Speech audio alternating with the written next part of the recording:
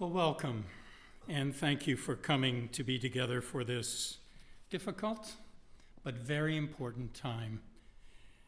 My name is David Kennedy, and my connection with Jonathan and Liz has been through Hospice Peterborough, where I worked for many years alongside Jonathan in the community and in the care center. And also along with Liz, who was an incredible volunteer for hospice and brought with her her gifted self to many fundraising events and lots of organizing. I consider Jonathan and Liz friends, and so it is truly an honor for me to be part of today. And even although none of us want to be here under these circumstances, I'm so glad that you are here to support the family. And we are here to honor and pay gratitude to Liz for her incredible life and her contribution in so many ways to so many different people. And the fact that all of you are here today demonstrates the extent of her impact throughout the community and far beyond. This time today is more than just a ritual that we perform.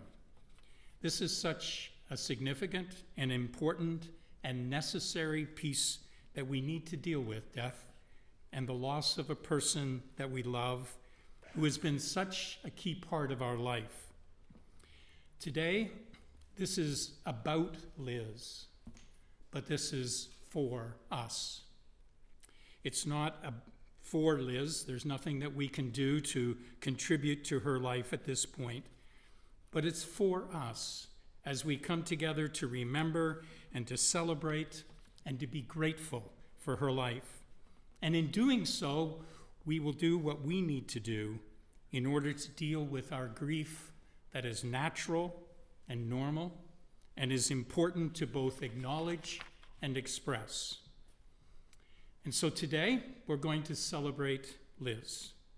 We will laugh, we will cry, we will listen to stories that will cause us to pause and remember and recall many things, many which I hope will bring a smile to your heart. However, I want to be very clear today that this day is also about carrying the extremes and the tension of extremes. Yes, we celebrate Liz's life, and we recall and remind ourselves what a beautiful person she was, but we also carry with us the heavy weight, the truth that she has died, and that we will not be able to have her with us the way that we wish we could. And I would be untrue to myself if I didn't begin today by expressing my deep sadness and loss, that for so many of you today, that loss runs to the very core of your being. And so our task today is not just to simply allow one of these feelings to be present, but we will live with both of these feelings to be present, and will we carry both of those in our time together. I'm going to invite Jonathan to come and to share a poem at this time.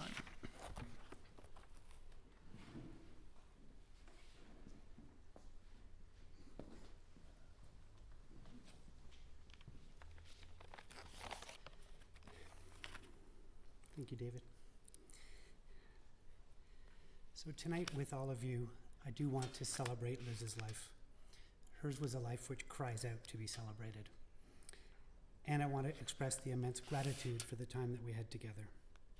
And when I speak again later at the end, it will be to celebrate and be thankful. But first, I must recognize that we are also grieving a terrible loss. Yes, we are grateful for the time we had with Liz, but we wanted more. We all did, everyone in this room. We wanted more. Liz and I wanted more of those special times, our one-night getaways, the trips to the beach, the concerts. But more than that, we just wanted more Tuesday afternoons, you know? More Sunday mornings over coffee. We just wanted more. But we're not going to have more, and that fills me with a sense of loss that I am unable to describe. So instead, I will turn to the words of a poem which makes a start at describing how this feels. Some of you will know these words from the movie 4 Weddings and a Funeral.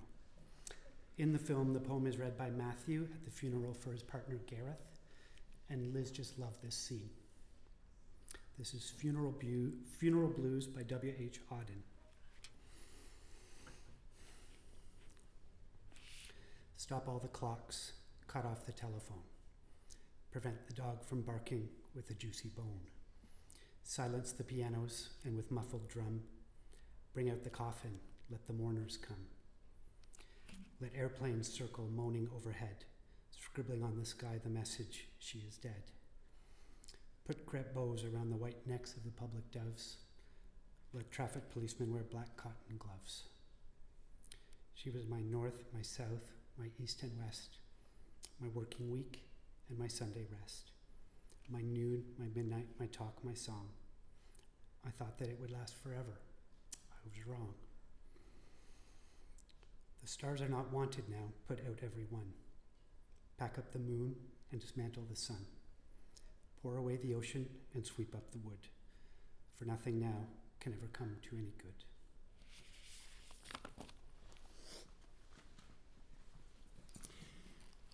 Thank you, Jonathan. And now we're going to listen to a song that was very special to Jonathan and Liz, a song by Blue Rodeo, Lost Together.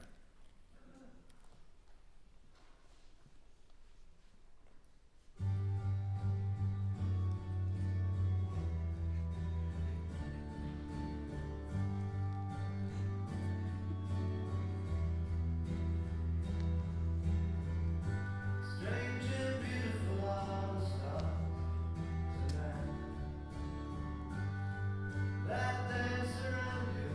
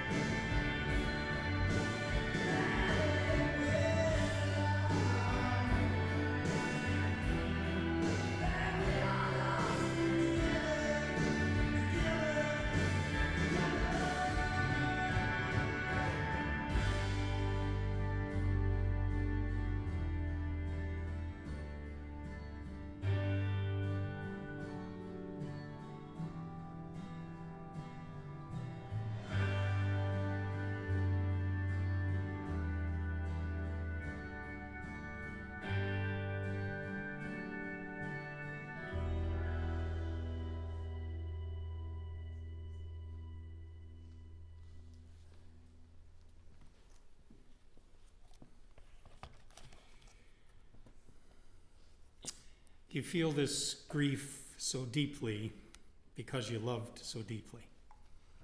And it's natural. And although we don't like the feelings that it brings, we simply can't ignore them or push them away. And today they live together. They live together with our gratitude and our love. As I mentioned, I worked with Jonathan in the palliative world, and I came to learn a very important lesson that I have shared at funerals before, but I'm going to do so again today.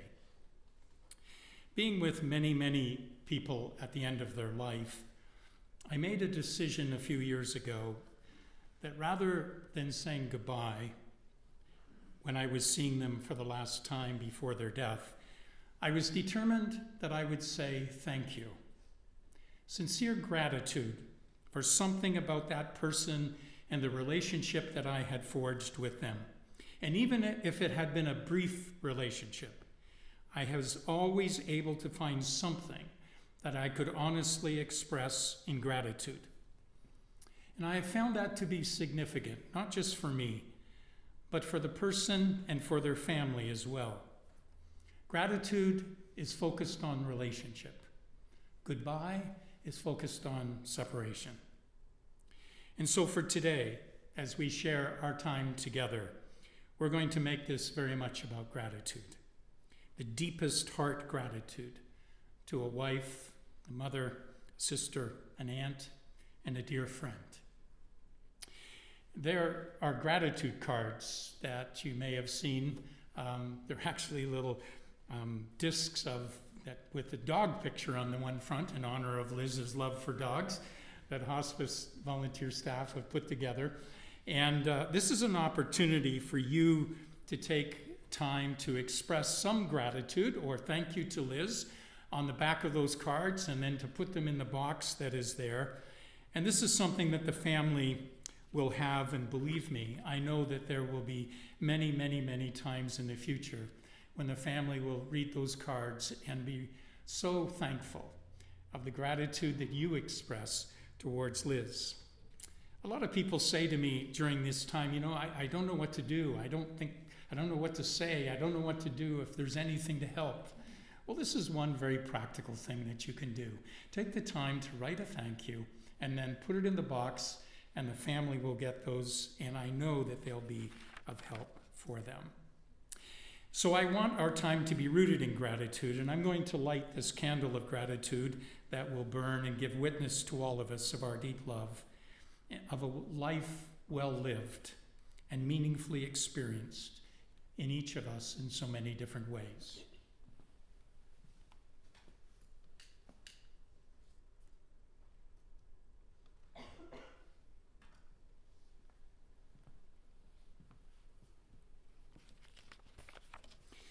Richard Wegemus, one of my enjoyable poets, he writes, "Missing someone is feeling a piece of your heart gone astray. Sure, it keeps beating, and sure, you keep breathing, but there's a gap in the rhythm of it, and in the rhythm of everyday things around you. You seem to move a little less gracefully, but you still move, and that's the critical thing. Because missing someone doesn't mean that things grind to a halt. Instead, it means you move out of gratitude for the gift of their presence in your life. You move to keep experiencing, to keep confronting life head on, so that as you re-engage in life, you do so more as human, more alive, and more real." I know that all of us here today have some connection to Liz or to Jonathan or to the family, but for most of us, that means our connection to Liz was with her as an adult. But there's so much more to her life than just that. And so I'm asking her sister Jane to come and to help us to get to know Liz a little bit better.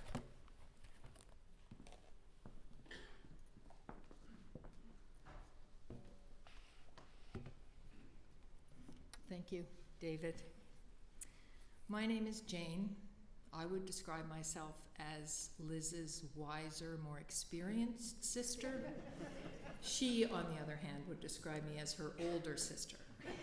Tomato, tomato. My brother Ian and I want to thank you all so much for being here and to say how very proud we are of Liz and Jonathan for this community that they've created.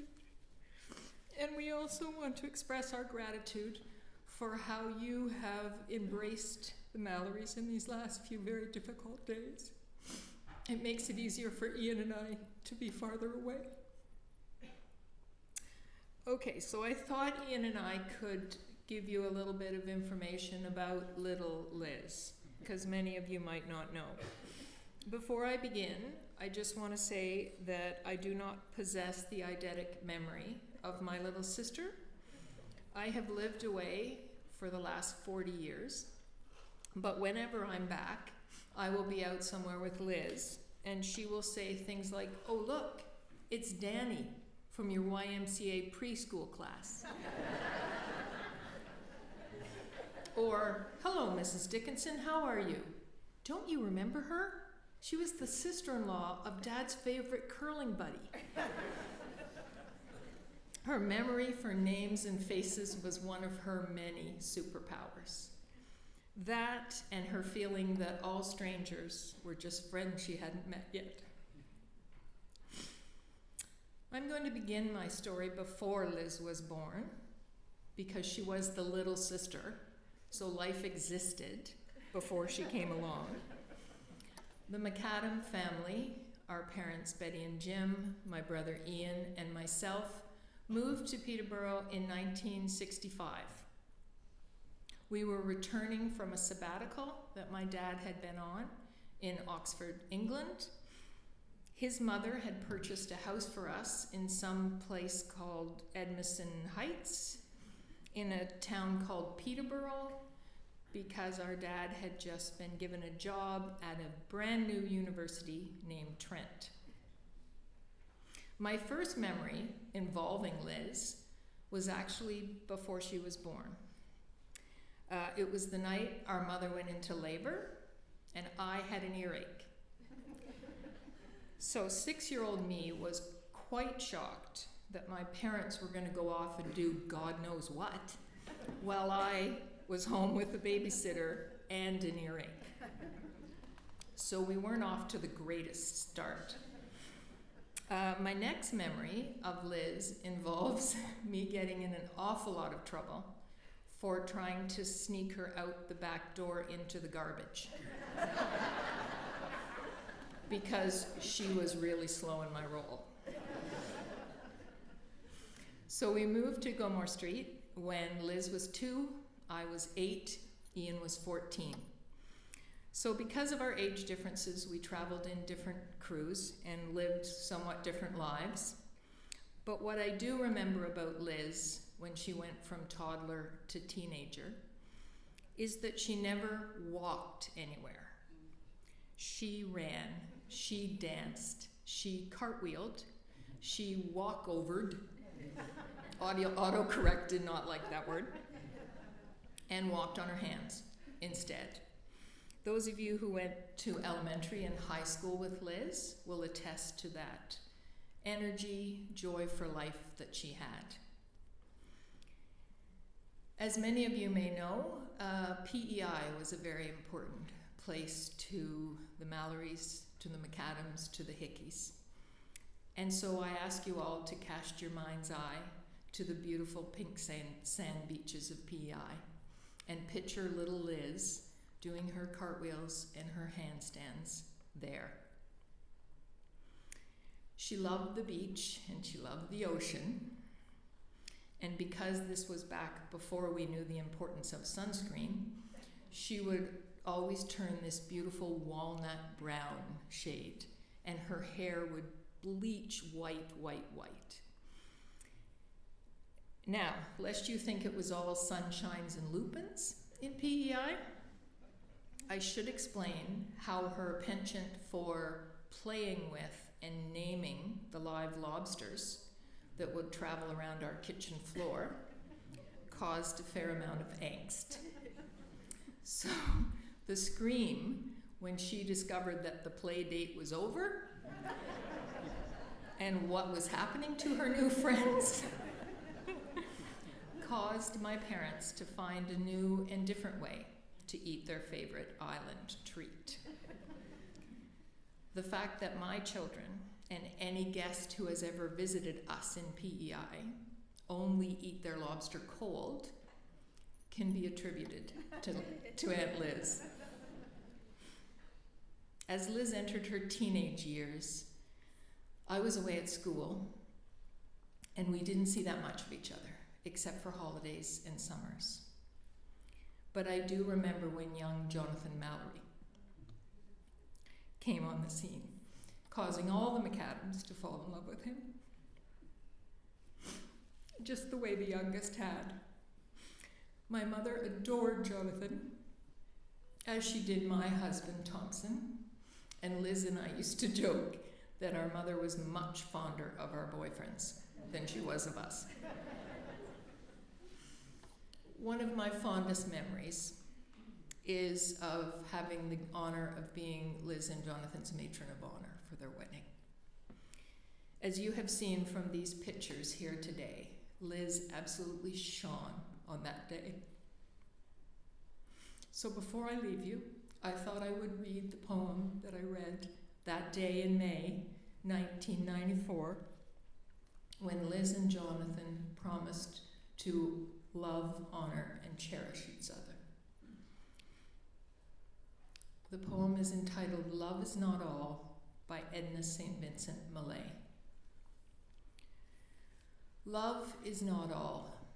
It is not meat, nor drink, nor slumber, nor a roof against the rain, nor yet a floating spar that sinks and rise and sinks and rise and sinks again. Love cannot fill the thickened lung with breath, nor clean the blood.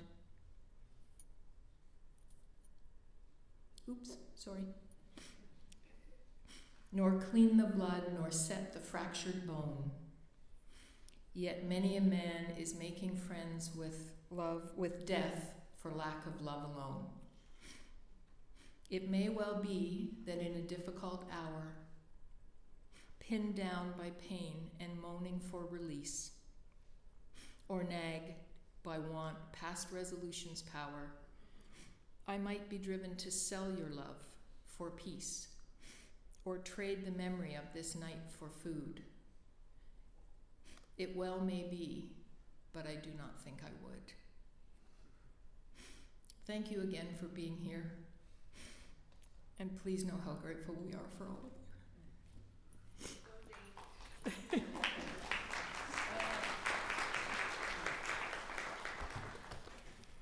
Thank you, Jane. Well done. And you're right, so much energy. I remember going to borrow a lab coat from Jonathan for a skit I was doing, and I showed up after work at the door, and Liz greeted me with, "Oh, come on in. Do you want a beer? Do you want to stay for supper?" You know, I was there to get a lab coat, but that's just who she was. Well, the reality, of course, is the meaning of this loss to those closest is quite incredible. Thanks, Jane, for helping us understand those early years. Now I'm going to ask the children to come and share thoughts about their mom together with us.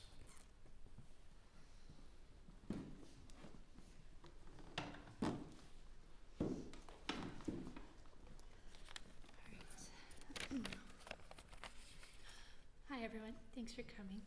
I'm Tessa. I'm Liz's oldest child. I'm just going to read a message written by my brother Jack, which he's asked me to read on his behalf. My mom was the most positive, kind, gentle, and caring person I have ever known. Hardly a day would go by that she didn't check on me, just to make sure that I'm doing okay and that I have everything I need. My mom was always looking out for me. A lot of my childhood was spent playing rep hockey, And because it was competitive, the coaches would often yell and get angry at players when they made mistakes. But when I made a bad play, it seemed like I never got yelled at, and I never really understood why that was. It wasn't until years later when I found out that my mom had made it very clear to each of my coaches that I was the one player they were not allowed to yell at. No matter what, she always had my back. There's so much about my mom that I'm grateful for and that I'm going to miss. I think what I will miss most is just being able to tell her about my day. I will always cherish the memories of our time together. She has inspired me to try every day to live my life with the same relentless positivity that she did. I love you, Mom. Love, Jack.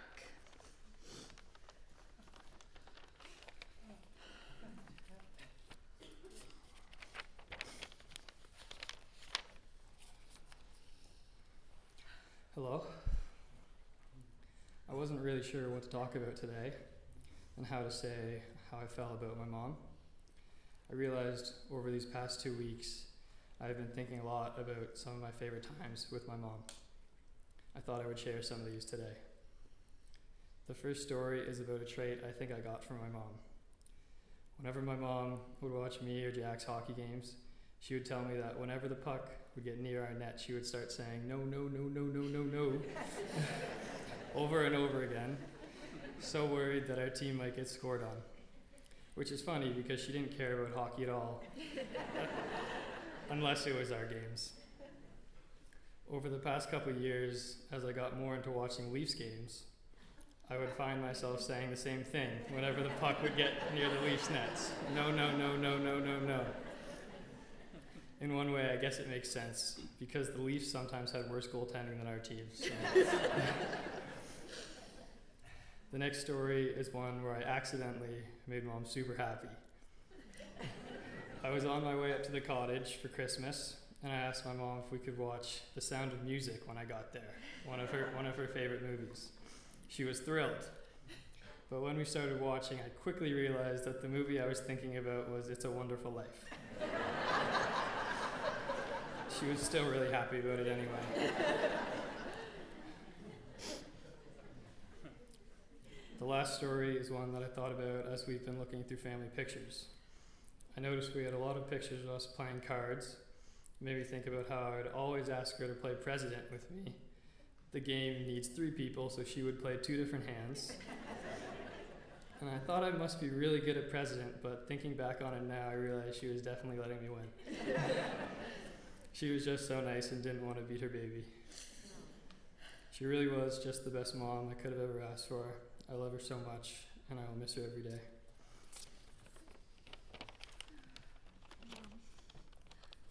Mom and I both adore musicals. We would usually go see something in Toronto at least once a year.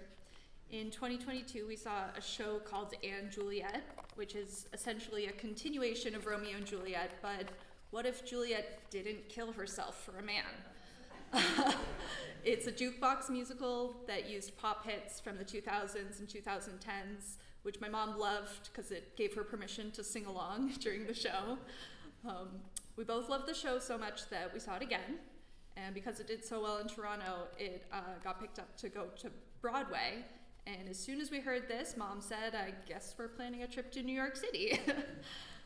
We went the following summer, and of course we planned to do other things while we were there. We visited the Met, went shopping in Times Square. We saw Wicked and Moulin Rouge as well. But this was truly the Anne Juliet trip. So much so that we even waited at the stage door afterwards to meet the cast like true groupies. They were impressed that it was our 3rd time seeing the show and that we had even flown from Toronto just to see them. When we had first arrived in the city, we came out of the subway and were immediately approached by someone trying to sell us something or sign a petition or something. But Mom being Mom, obviously wanted to stop and chat with this person. I had to interrupt so we could keep moving and get to our hotel, because I knew if I had let her, she would have stopped and chatted with every single person we met and inevitably become best friends with them all. She probably would have befriended the entire city if she could. That's the one thing I always remember from my childhood, is anytime I went anywhere with my mom, she would always run into someone that she knew, who she had to talk to and say hi to. Back then it was kind of annoying because I was a shy and awkward kid, but now it shows me how big of an impact she had. And just being here today, meeting everyone that's come through, shows me how she was a friend to everyone and how she mattered to so many people. I'm so grateful for her friendliness because now I know that I'll never have to stop talking about my mom. Sorry, because I'll never run out of people who loved her. It was hard to think about what to say today, to find any words to talk about my mom and the loss. So this next song is from her all-time favorite musical, Anne of Green Gables, and it's called The Words.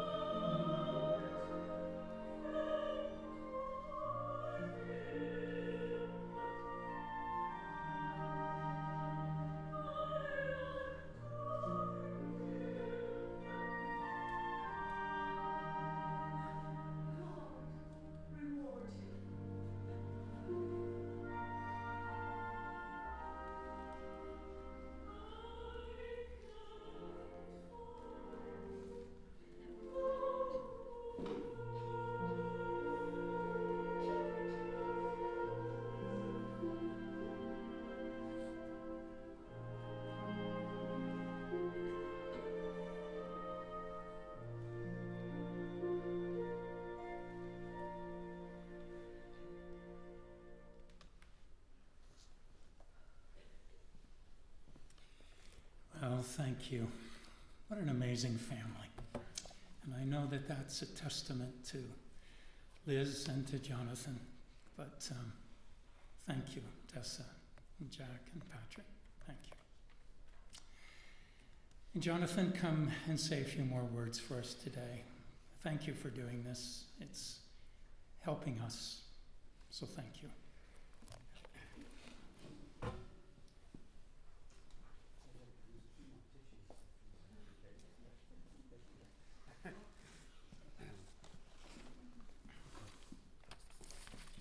Oops.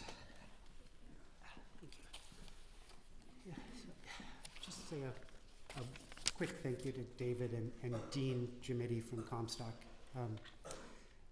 To have both people who have been so important in this day, and both are friends of ours, David from hospice and years of being at our place at the lake and coming to Tekasi, and Dean, who did both of Liz's parents' funerals at Comstock, and then got to know Liz as they were both volunteers at hospice. But to have those two people being a part of this day has been such a great comfort. So thank you, David. Thank you, Dean, wherever you are.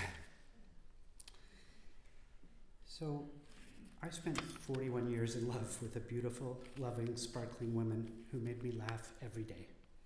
And for that, I will always be grateful. Grateful that we met so young, and grateful for every day that we had.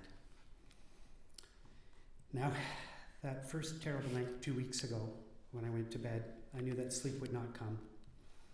So I took pen and paper to bed with me and waited to see if any words would come. And through the blur, among the first words to appear on the page under Liz's name were these: a love story. And I realized that Liz's life really was a love story, and in so many ways. And yes, I'm thinking about she and I, but so much more too. Liz loved those Hallmark Christmas movies. She would start watching them every year, roughly in October. And I was thinking that if Liz's love story was made into a film, it would have to be one of those epic mini-series that she liked too. And looking out at all of you tonight, I realized that it would have the most amazing ensemble cast. So I will start with our love story, but I won't talk too long about us. I think we only have the space till 7. So, yeah. But our love story begins at a PCVS dance in grade 11. Well, actually, it must have started a bit before this, because I think we had already been separated in Mr. Tapp's English class because of the constant flirting. So our first kiss was at that dance during a slow song, but for the life of me, I can't remember which song. Liz would know. I'm sure it wasn't Stairway to Heaven, because we'd been wanting that kiss for a long time. No way we would have waited till the last song. But what I remember most vividly about that night, 41 years ago, was sitting in the back seat of Kelly Davis's car on the ride home. Kelly is here tonight, I think. There she is. I had to fact check this was her, but yes, she remembers. So sitting in Kelly's car, getting a ride home, and Liz was holding my hand. And I can remember this indescribable feeling of wonder and amazement. Could this absolute angel actually be choosing me? And that is a feeling that has never gone away, even a little bit. And I don't think I'll say too much more about our love story. It was just for us. And now it is mine to cherish and treasure for the rest of my days. Liz heaps so much love on her kids, and more about that later, and on me, yet somehow she still seemed to have an inexhaustible supply for everyone else. When I first tried to write this section, it was pages long. Liz's love doesn't compress into a few lines very easily, but I will try. She shared her love generously with anyone she would meet. As people have said, strangers didn't stay that way for long. And she found ways to bring fun and joy to the most routine of daily encounters. And Liz loved her family, her parents who were gone before her brother and sister and their whole gangs. And I will always be grateful that we spent so much time together over the last year or two, that we had those long overdue dinners in Victoria, in Rossland, and in Buckhorn. And that we laughed till we cried around those dinner tables. And I am grateful for last summer when we sipped G&Ts together on the beach in Liz's beloved beach in PEI. And Liz loved her Good Life family, and there are so many of you here tonight. Yes, she loved teaching fitness, but her real passion was for the people. She used to teach at some ungodly hours. One of her favorites was her 6 a.m. body pump class. Now, there weren't many times that I dragged my butt to these early classes, but there were a few. And Liz would be just a sight to see. She would kind of float into the gym with a dazzling smile and a "hi, honey" to everyone she saw. And then she would get on stage, start the Bon Jovi tracks playing, and share her infectious energy. And I would watch and wonder and feel it myself as we all seemed to come to life. She had a special soft spot for the few men who came to her classes. There weren't many, but they were loyal, and many of them are here today. She called you her boys, and I noticed that she didn't wear her rings to class. So she would say it didn't feel good on the bar, but I'm pretty sure it was just for better flirting. And Liz and her love for her friends. Again, I don't know where to start with this. I think I will just say that Liz would have loved this day. All of these people that she loved all in one room. And Liz actually liked going to funerals. I know it sounds weird, but she was good at it. While so many of us struggle at these times, Liz was just natural and easy. She always seemed to know what to say. And supporting people who are hurting was just in her DNA. Liz was always ready to share her love with anyone in need. On more than one occasion, I came home and found Liz making up the spare room. So this would cause a moment of panic, hoping it wasn't for me. But I would soon learn that one of our kids' friends was having trouble at home. And so for a while, our family would grow by one. And rather incredibly, Liz loved me.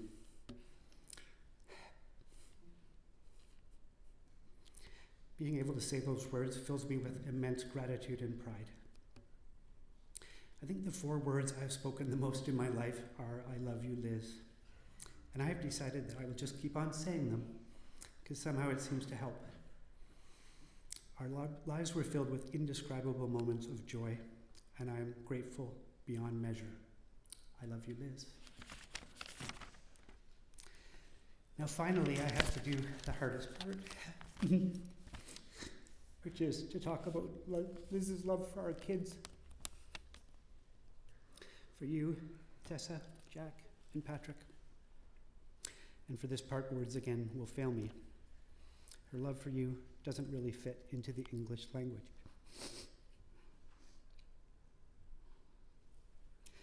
To say that you were number 1 in her world really doesn't do it justice. Perhaps I was number 2, or more likely number 3 after the dogs. But if I was second, it was a distant second at best. And as you well know, she wasn't shy about reminding me of this. One time we were traveling and we had arrived in the US and Liz's phone didn't work. She couldn't receive any texts or calls. It had been a long travel day. We just got to the hotel. I was ready for a glass of wine and to relax. But Liz made it very clear to me that this was not happening until we had fixed her phone. Because what if my babies need me? And you might imagine that this was years ago when the kids were small. But no, this was last month. And her babies were all in their 20s. Tessa, Jack, and Patrick, I am devastated for you that you have lost your mom. And you know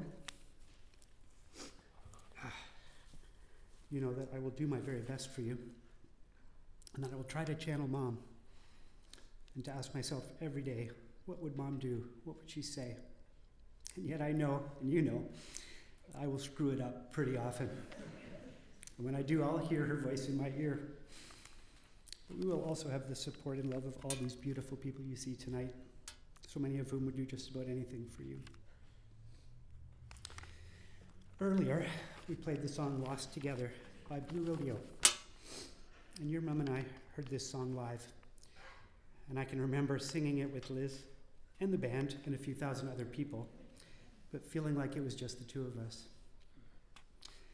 But now when I listen to this song, I hear it differently, because now I feel like it describes the 4 of us. Yes, right now we are lost, but as the song says, we are lost together. Together.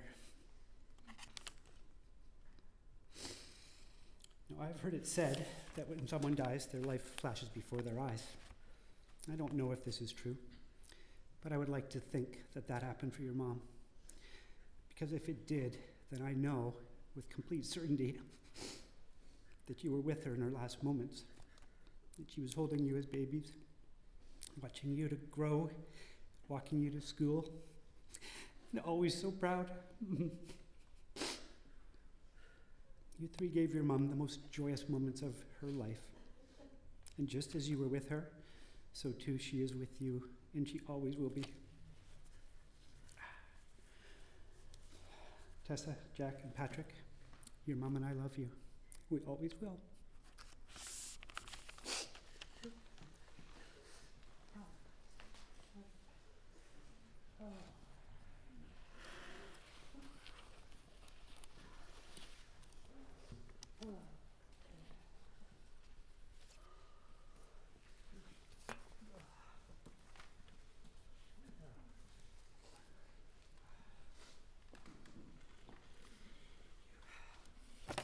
There's a Mary Oliver poem, Snow Geese, that's found printed on your card today. In the morning after I heard the news of Liz, I was reading some of Mary Oliver, and I read this poem, which I had read many times before, but this time it really caught me. Oh, to love what is lovely, but will not last. Oh, what a task to ask of anything or anyone, and yet it's ours. And not by the centuries, not by the years, but by the hour. To love what is lovely, but will not last. Oh, what a task. And yet it's ours. And it is times such as now and places such as here and people we care about and love who have died that bring us face to face with our common humanity. All of life, as we are very much aware, cannot last forever. And yet, we are called to love. To love what is lovely, and do that knowing full well that it cannot live forever. But that's our task. And today, in the midst of this tragedy that none of us were expecting, we find ourselves faced with what to do with this. And may I encourage you to take not just the truth of our mortality, but the example of Liz that you have heard today, to live well, to live every day, to love, to embrace, to laugh and to cry, and to face the struggles and overcome. Because we're human, and fully alive when we can do that with love. Not by the centuries, not by the years, but every hour we're given that opportunity. So may I encourage you to live large as Liz has done. Live for your eulogy. What do you want people to say about you when you die? And demonstrate your life with the truth of your love through compassion.